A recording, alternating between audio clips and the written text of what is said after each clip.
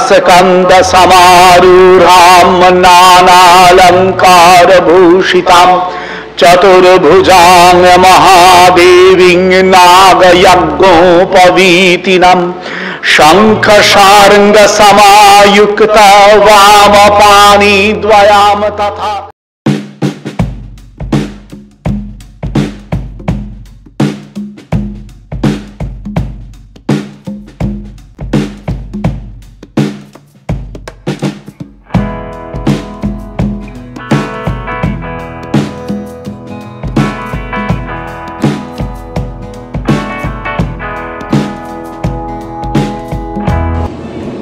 Discover Chandannagar YouTube চ্যানেলে আমি পরীক্ষিত আপনাদেরকে সুস্বাগতম জানাই।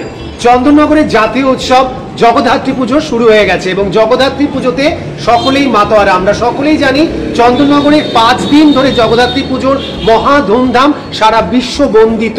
এবং এই জগদ্ধাত্রী পুজো দেখার জন্য পৃথিবীর বিভিন্ন প্রান্ত থেকে এই 5 দিনে মানুষের ভিড় এখানে আসে।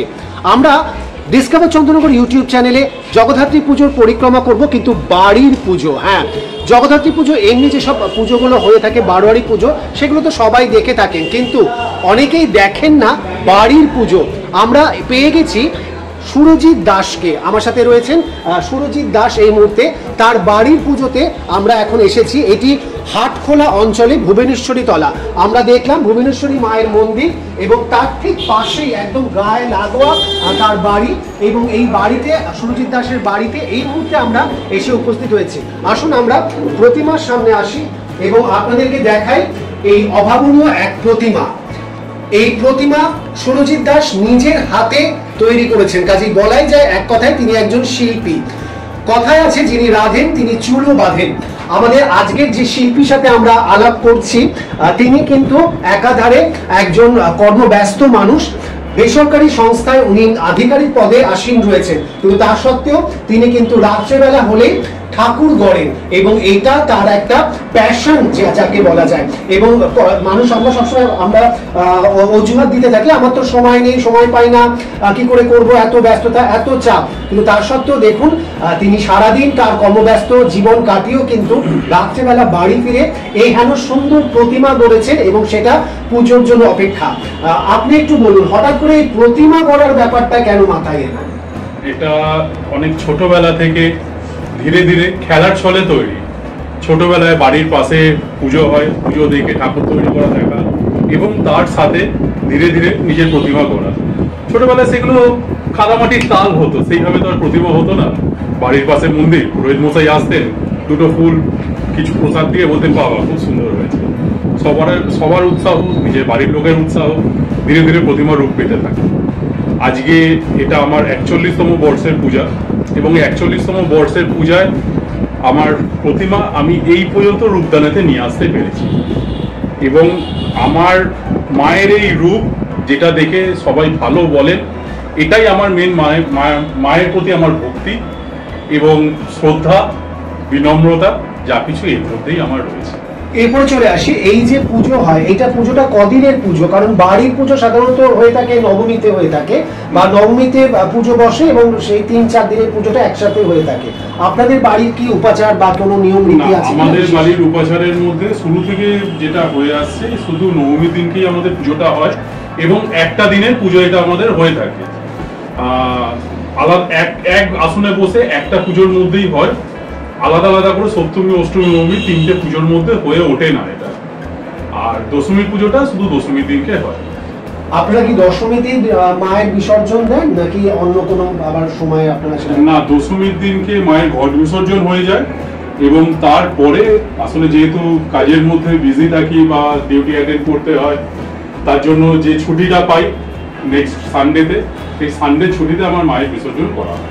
আচ্ছা, ভোগ নিবেদনের প্রথা রয়েছে আপনাদের? হ্যাঁ, আমাদের ভোগ নিবেদনের প্রথা আছে, ভোগ নিবেদন করা হয়। আমরা এখানে নর্মালি পোলাও ভোগটা দিয়ে থাকি অথবা খিচুড়ি ভোগ মাঝে মাঝে হয়।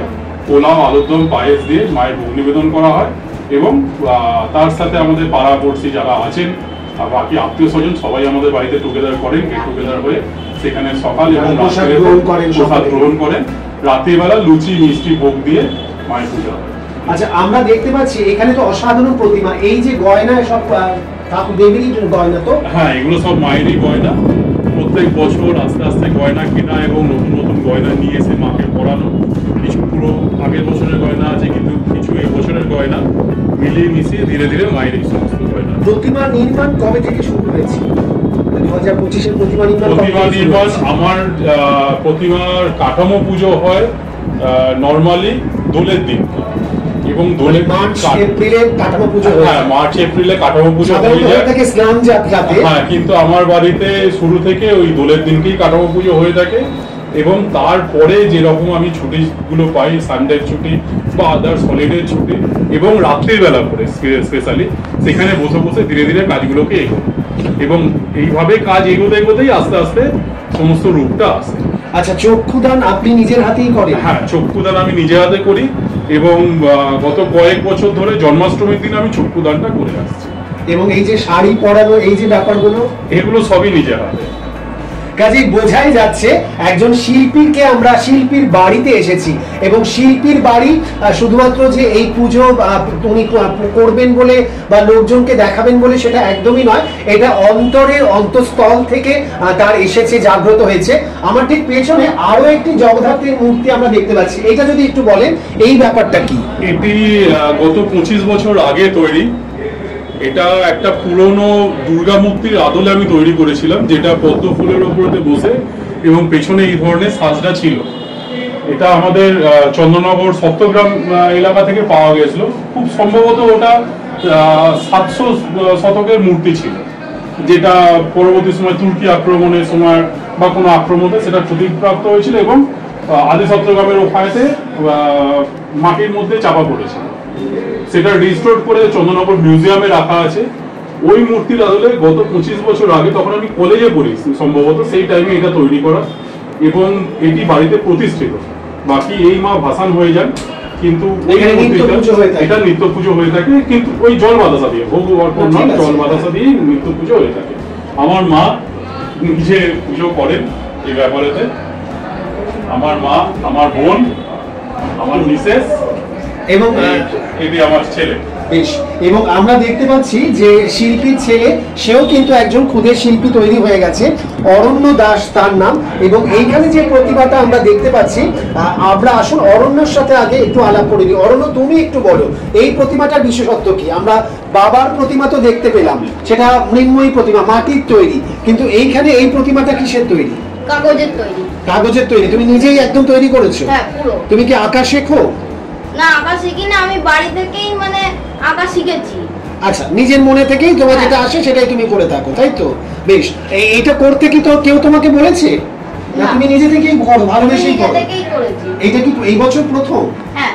বেশ, অসাধারণ একটা মুহূর্ত আমরা কাটালাম। আশা করি আমার ডিসকভার চন্দ্রনগর ইউটিউব চ্যানেলে যারা বন্ধুরা রয়েছেন তাদেরও খুব দেখে ভালো লাগলো। এমন একটি শিল্পী পরিবারে আমরা এসেছি যেখানে বাবা এবং ছেলে এবং তাদের পরিবারের সকলে মিলে দেবীর আরাধনায় মগ্ন থাকেন, এবং সেটা একদম মনের ভেতর থেকেই তাদের সেটা জাগ্রত হয়। এহানো পরিবার সত্যি আমাদের কাছে, আমরা ভীষণভাবে আপ্লুত যে এহানো পরিবারকে আপনাদের সামনে তুলে ধরতে পারলাম। আমরা শিল্পী সুরজিতের সাথে কথা বললাম, আসুন আমরা এখন তার বোনের সাথে আলাপ করি, কারণ তার বোনের মুখেই শুনে নেব বেশ কিছু এই পূজা সংক্রান্ত অলৌকিক ঘটনার কথা, যেগুলো আমরা সচরাচর বিশ্বাস করি না, কিন্তু এখানে বিশ্বাস করতেই হবে। তুমি যেটা বলছিলে যে একটা প্রজাপতি আসে, তো সেই গল্পটা একটু যদি বলো। প্রতি বছর ছোটবেলা থেকে যখন থেকে এই ঠাকুর বাঁধা বা এই কাজগুলো হাতে হাতে একটু একটু দাদার সাথে করতাম, কিন্তু প্রত্যেক বছরই দেখি সপ্তমী, ষষ্ঠী, সপ্তমী, অষ্টমীর মধ্যে প্রজাপতি কিন্তু আসে। প্রথম এসে মায়ের গায়ের যে কোনো জায়গায় স্পর্শ করে, তারপরে ওটি বাড়িতেই থাকে এই ঘরের মধ্যে। প্রচুর টিকটিকি আসে, যেহেতু এই সময় ভীষণ পোকার একটা উপদ্রব হয়, টিকটিকি থাকে, কিন্তু প্রজাপতি কিন্তু কন্টিনিউ থাকে। এবং দশমী যতক্ষণ না মিটছে, ঘট বিসর্জন হচ্ছে, ঘট বিসর্জন হয়ে গেলে প্রজাপতিটি এসে ঘটে বসে, দেন ওটি বাইরে বেরিয়ে যায়। সেটা আমাদের চোখের সামনে, এটা প্রত্যেক বছর আমরা দেখে আসছি এবং বহু বছর ধরেই দেখে আসছি, এটা কন্টিনিউ হয়। আচ্ছা, আরেকটা ঘটনা আমরা শুনেছিলাম যে দেবীকে স্বপ্নে দেখেছিলেন এবং সেই অনুযায়ী তিনি পুজো দিতে এসেছেন, সেটা যদি একটু বলেন। নৈহাটির এক ভদ্রলোক, ওনার দাদা থাকেন এখানে চন্দননগরে, তো উনি একদিন এসেছিলেন, সপ্তমী বা অষ্টমী হবে 2019 সালে। হঠাৎ এসে ওনার চোখে জল দেখে আমার খুব মায়া হয়। আমি বললাম যে কি হয়েছে? উনি বললেন কাঁপছেন, বলছেন চতুর্থী থেকে আমি প্রত্যেকটি বারোয়ারি তলা, প্রত্যেকটি বাড়ির পুজোতে আমি যাচ্ছি। এই যে স্বপ্নাদেশ পেয়ে উনি একটা অবয়ব দেখেছিলেন এবং সাজগোজ মানে পুরো সম্পূর্ণ দেখেছিলেন। যা কালারের শাড়ি দেখেছিলেন, প্রত্যেক বছর মায়ের বেনারসির কালার চেঞ্জ হয়, সাজগোজ চেঞ্জ হয়, কিন্তু উনি সে বছর যেটা দেখেছিলেন স্বপ্নে, সেটা সে বছর আমাদের রূপদানের মধ্যে ছিল। কিন্তু সেটা যখন উনি স্বপ্নাদেশ পান বৈশাখ মাসে, তখন কিন্তু কোনো কিছুই আমাদের রেডি ছিল না, কিন্তু সেটা পরবর্তীকালে সেম হয় এবং উনি আসেন, উনি দেখে রীতিমতন অবাক যে আমি কিন্তু স্বপ্ন পেয়েছি, মানে আমার দাদা স্বপ্ন পেয়েছে বৈশাখ মাসে, কিন্তু এখন এই সময় আমি আজকে খুঁজে পেলাম। অষ্টমীর দিন উনি খুঁজে পেয়েছেন, এটাও একটা অবিশ্বাস্য বিষয়। উনি চতুর্থী থেকে খুঁজছেন, অষ্টমীর দিনই খুঁজে পেয়েছেন, নবমীর দিন আমাদের বাড়ি সারা চন্দননগরে উনি খুঁজে বেরিয়েছেন বাড়ি এবং বাড়ি পুজো, সব সব সব ওই রূপটা উনি দেখতে পান কিনা উনি পাননি। এবং নবমীর দিন আমাদের বাড়িতে পুজো, এটাও একটা অবিশ্বাস্য ব্যাপার। উনি অষ্টমীর দিন রাতে খুঁজে পেয়েছেন, এসে আমাকে বলছেন নবমীর দিন ওনারা সবাই মিলে পুজো দিতে এসেছেন, প্রত্যেক বছর এখনো ওনারা আসেন এসে পুজো দিতে। আর আতরের সাথে একটা এই পুজোর সম্পর্ক রয়েছে, সেই ব্যাপারটা যদি একটু বলেন। আমার সাথে ঘটেছে। আতর মায়ের পুজোয় আতর দেবে, এটা আমার মায়ের ইচ্ছা, আমার গর্ভধারিণী তো মা ওটা দেয়। যেরকম নর্মালি আমাদের অগরু সেন্ট যেটা আমাদের মানে থাকে আর কি দশকর্মাতে, সেটা তো থাকেই, এক্সট্রা একটা আতর মায়ের ইচ্ছা, আমার মা সেটা দেয়।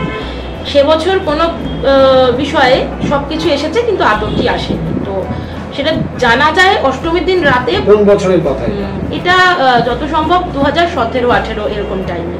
তো সে বছর আসেনি এবং মা পুজোর জিনিস গোছাতে গিয়ে সেটা দেখতে পান। পরবর্তীকালে আমাদের জানান আমরা দুজনে মিলে যথাসম্ভব চেষ্টা করি, যেহেতু এখানে যে কাছাকাছির মধ্যে কোথাও যদি পাওয়া যায় না। নবমীর দিন আমি এখানে বসে বসে একটি কাজ করছি, ঠাকুরেরই একটি কাজ করছি, হঠাৎ ভিড়, এবং ভিড় ওটা আসেই, নর্মালি প্রত্যেক বছরই হয়, খুব ভিড়। তার মধ্যে এক ভদ্রলোক, বেশ লম্বা চওড়া করে এক ভদ্রলোক, ফর্সা, উনি হঠাৎ এসে আমাকে বললেন মাঝি কো ইয়ে চড়া দেন, বলে জানলা দিয়ে হাতটা গলিয়ে, আমার হাত কাঁপছিল, আমি যে কথা বলবো আমার মুখের কথা আটকে গেছে। জাস্ট উনি বেরিয়েছেন, এই গলিটা পার হয়েছেন, ভিড় সঙ্গে সঙ্গে কেটে গেছে। আমি দেখলাম আমার গলাটা খুলে গেল এবং আমার দাদা, আমার হাজবেন্ড দুজনে বাইরে দাঁড়িয়ে, আমি ওদেরকে বলছি যে এরকম কেউ একটা আতরটা দিয়ে গেল। বলছে কে দিয়ে গেল? একজন লম্বা চওড়া। ওরা সঙ্গে সঙ্গে বেরিয়েছে, ওখানে পুরো জায়গাটা ফাঁকা, কেউ নেই। মানে এটা আমার কাছে অবিশ্বাস্য ব্যাপার এবং আমি এটা প্রত্যেক বছর করে থাকি। আমি একটা করে আতর মাকে, আমার সাধ্য মতো আমি একটা করে আতর মাকে দিয়ে থাকি।